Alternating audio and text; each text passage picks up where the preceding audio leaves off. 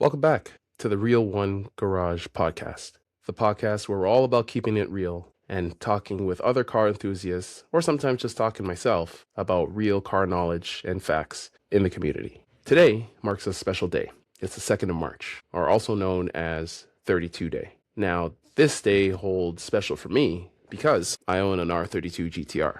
I'm not just talking about the diecast. I actually own a legit BNR 32 GTR sitting in my garage. I thought today would be a good day to talk about the 32 GTR, my ownership experience, and a little brief overview of the history of it, just so that for people who don't know and the first time listening to this podcast, get some knowledge about the R32 GTR. And for people who do know, I'm sure you like to hear a reiteration from a different perspective of the information about the R32 GTR and anything that you may have missed, or a refresher. So, with that being said, I got a little bit of stuff here to talk about. So, the Nissan Skyline R32 GTR, as you guys know, it's a Japanese sport car. The Skyline GTR brand actually started to be produced actually between 1969 and 1972. But there was a 16-year hiatus between 1972 and the production of the R32 GTR. It was revived in 1989 as the BNR 32 Skyline GTR. Group A specification versions of the R32 GTR were used to win the Japanese touring car competition championship 4 years in a row. The R32 GTR also had success in the Australian Touring Car Championship with Jim Richards, using it to win the championship in 1991, and then Mark, I believe that might be butchering this last name, but Mark Scaife doing the same in 1992, until a regulation change excluded the GTR in 1993. The technology and performance of the R32 GTR prompted the Australian motoring publication Wheels to nickname the GTR Godzilla in its July 1989 edition. Wheels then carried the name through all generations of the Skyline GTR, but honestly, the R32 GTR is where the name truly holds its value. The Skyline GTR became the flagship of Nissan Performance, showing many advanced technologies, including the Atessa ETS all-wheel drive system and the Super Hikas four-wheel steering. Today, the car is popular for import drag racing, circuit racing, time attack, and events hosted by tuning magazines. So yeah, it's pretty crazy, this car. I think that we have a lot of people who have different opinions about the R32 GTR and what it stands for, how it feels, how it drives, especially compared to all the other models, the 33, the 34, and the 35, and even the prior models, the Hakosuka and the Kenmeri. But the 32 GTR, it really set a different change in terms of how Nissan was going to be seen. It really was the flagship car. Initially, they were going to have a 2.4 liter engine, but they actually ended up putting a 2.6 liter just because it made more sense and twin turboed it.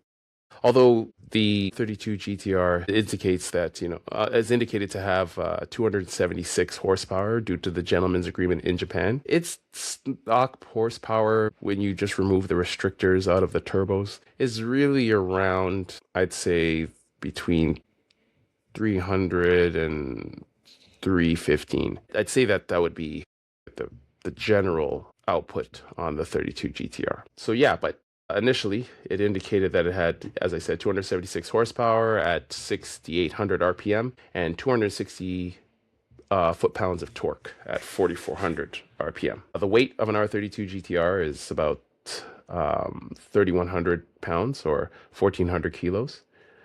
And it really started a big trend. But the thing is, I think I told you in the previous episode that we had in Japan in the 90s, street racing videos. It was a movie called Shuto Kosoku. Now, I have one right here in this one. Number two, this is actually where the hero car was an R32 GTR. And this is where it literally did shine in regards to its performance, its popularity, and just what you could do to it. In this one, actually, this is the first movie that Keiichi Tsuchiya starred in of the series.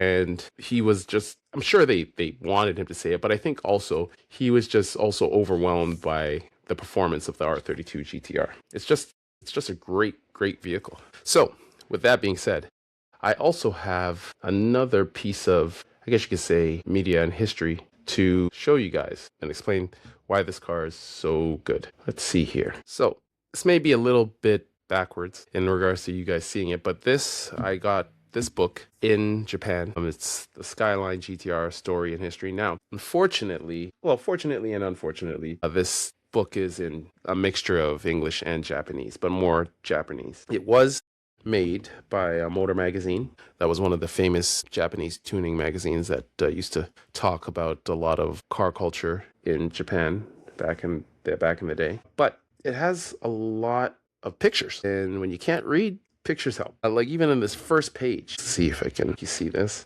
In this first page, it's in one of the race-built R32 GTRs. I'm not too sure which one this is, but it has a side exit exhaust. Look at the flames coming out of that, and the English here says "Born to Win." That says a lot. The tuning was, pretty high tech for back in the day. A lot of the stuff that you see here in this book, it's kind of done day to day now with a lot of people being able to purchase it. Now this car, just like on the front of the book, this one is probably one of the most famous R32 GTRs known to most people from the Japanese Touring Championship, which is the Calsonic R32 GTR. This car you've probably seen in Gran Turismo. You probably raced it in countless video games. And if you had the chance in Japan to go to the Nissan Zama Heritage Museum, or collection, you'd be probably able to get to see it in person as well. There's a lot of companies. I've seen this company before, Unicia, that built their own version of the R32 GTR for racing in the Japanese Touring Championship. There's the Calsonic, there's that same vehicle, and there's the Tizen 32 GTR as well, that Keiichi Tsuchiya is also racing in the Japanese touring car championships as well. Lots of different R32 GTRs raced in Japan in the touring car championship back in the day. There's Keiichi Tsuchiya right there, a young Keiichi Tsuchiya. I think that was in 93. Now, you can see here where the R32 GTR is first based off of, which is the regular R32 Skyline sedan. So that's the base vehicle that the 32 GTR is based off of. In the same way the 33 and the 34 have their same base sedans. But this is a 32 GTST Type. Just trying to get that in focus there. So you can see that.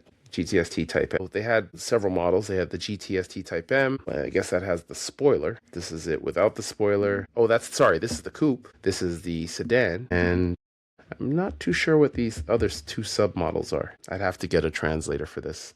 But this is just to give you some brief overview and get you guys to be able to look at some nice pictures here as well. It shows the several submodels here and the differences with the RB20.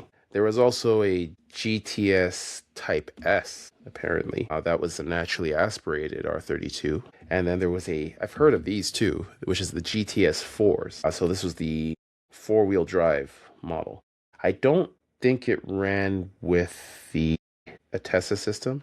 I think there was some differences comparatively to the GTR. And then there's this other model, GTS 25. I guess this is the one where it had a 2.5 liter engine, RB25. So this is all the test data for the sub models for the 32. And then, of course, you have the 32 GTR. So this was the 1989 debuting model. Mine pretty much looks exactly like this. Exactly. With these wheels. Mine was not anthracite gray. Mine was originally the silver color, KL0, but everything else is pretty much the same. And this one is the 1989 model. I guess this was debuted in August 21. The have a 1993 model, so it's a little newer. So it indicates all the little intricacies here, the different types of lights that you could get with the 1989 model. Looks like they had projector and a non-projector. It shows some intricate differences here. It shows the motor and how it looked brand new. It looks really good brand new, actually. It came with cross-drilled rotors. Let's see if there's any other differences here. Showing the same interior. You could get Brembos on them as well. So it did show that you could get Brembos on them. So that was basically the 1989 model. Then you moved down to the 1993, where they first came out with a V-spec. And then they made some additional optional changes.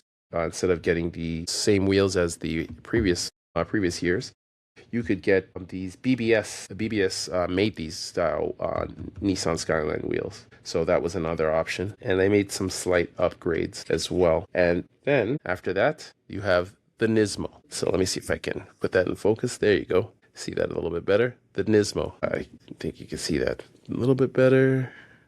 Let's see here. There we go. That's it. So the Nismo, the GTR Nismo. So there were some subtle differences with the Nismo, some interior pieces, but mostly exterior aero. One being the front hood lip, then the second being the N1 ducts, and the side skirts or side spats, I guess you could say, as well. And then lastly, the let's get that glare off there, the trunk lip spoiler. So some aero was made for the Nismo. Oh, and they removed the rear windshield wiper for the Nismo as well. So there we go. So that being said, here you had a few things here with the R32 GTR, just indicating how its lap times, certain tracks, its comparison to the 911 at the time as well. It was said to be able to beat the 911. I think it said it beat the 911 on the Nurburgring as well, which was a big thing. And then it indicates its max speed here hit 260 kilometers an hour in 1990, which is really cool. I think the R32 GTR is really iconic. I get myself sometimes trying to compare it to its newer models, the 33 or the 34, but I've realized that most people will say that the 32, especially people who are well versed in working on these cars and have driven them for years and also have had the chance to experience all the models, will say that the 32 GTR is probably the most visceral, the most driver focused of all the GTRs, because you feel a lot more. It's the lightest, and it doesn't have as much of the creature comforts that the newer models have. We have a 4-door here, another 4-door, just indicating some special builds here with the 4-door and getting the RB. Personally, I'm not a big fan of 4-door Skylines, but to each their own. They do look pretty cool. So yeah, with that being said, I think we'll kind of go to my experience and what I'm trying to do with my 32 GTR. So I was going to talk about my car, but I think I want to also touch upon what inspired me to get my car. So one of the things being is Initial D. Initial D left it's even hard to put into words. It left a feeling of wanting, yearning. It really inspired me and motivated me to get into the automotive scene, especially with JDM culture. And then I believe it was like episode 6 of the first stage was when they first debuted the R32 GTR as one of the opposing cars that he is going to race against. And it just had a menacing presence. And the way they talked about it, it sounded unbeatable, even from like an animation perspective. It's like, this is a cartoon. What do they mean? But it really translated over into real life. Well, Initial D really had a strong effect on me in terms of purchasing my 32 GTR. Obviously as well cost, because 34s were just ridiculously priced and still are. But it made me put 10 toes down when I had a friend give me the opportunity to purchase a 32 GTR for somebody he knew. Um, More confidence in doing so. So that was one of the first inspirations. The second inspiration is my friend had the burnt DVD of the Shuto Kosoku trials. I spoke about this in the previous podcast episode, but it really had a lasting effect on me when I watched the first one. And then when the second one, I got to a chance to watch it, this one kind of left me gobstopped. My jaw was just dropping. And I just wanted to share with you the first scene that basically caused this to happen. I know it's a podcast, so it's going to be a little difficult for anybody who's just listening to understand or see what I'm going to show, but I'll try to give a little brief description of what's going on. So here we go. So what we're seeing here is the piping, aluminum piping, the Nissan twin turbo valve cover for the coil pack cover, the whole engine bay, the stainless steel exhaust. I don't even know it's stainless steel. It's not shining as that. We're seeing the projector lights for the R32 GTR and the decals with endless all over it and Advan and fast. The interior, the seats, the emblem, and then a panning of around the car showing how cool the R32 GTR is. And then a driver jumping in, buckling his seatbelt, putting on his racing gloves, turning the key, revving the engine, seeing the individual throttle bodies move, the exhaust, and the lights on. Every time I watch that scene from that movie, it reinvigorates me with more confidence of why I purchased the car. Now, those are all the great things about R32 GTRs. What are some of the not so great things? Well, it is an old car. At this point, mine specifically is 29 years old. Yeah, so I have a 29-year-old car. With a 29-year-old car, you get 29-year-old problems. And I'm not talking about going out on the town and spending too much money.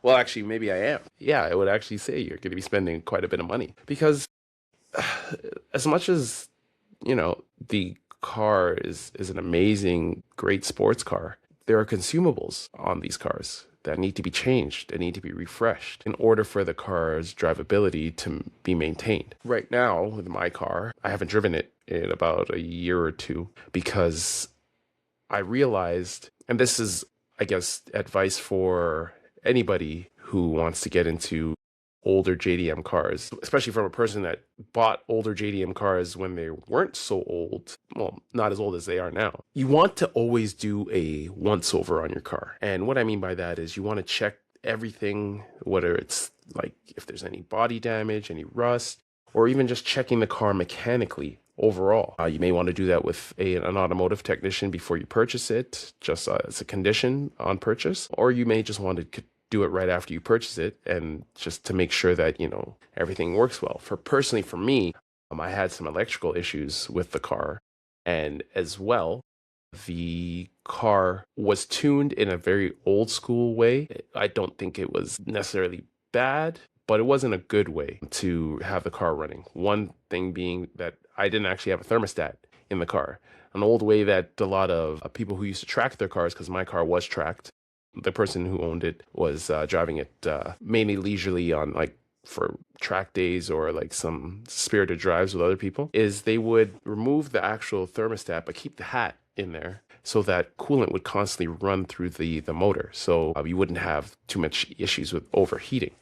But at the same time, that's not how the cars are meant to be run, especially when you're driving it on the street. So that's one of the things I had to change, and I didn't even know. I installed a Nismo air oil separator so that if there is any excess oil that basically is running, it doesn't go into the intake. It goes into the air oil separator, then gets piped right back down to the oil pans or sump. And with the electrical issues, it seemed that there was a fusible link right up above the battery that was charbroiled. And I didn't even realize that. I guess that with the excitement of purchasing the car, I started overlooking things, not seeing things, which I should have been a lot more skeptical or question at the very least.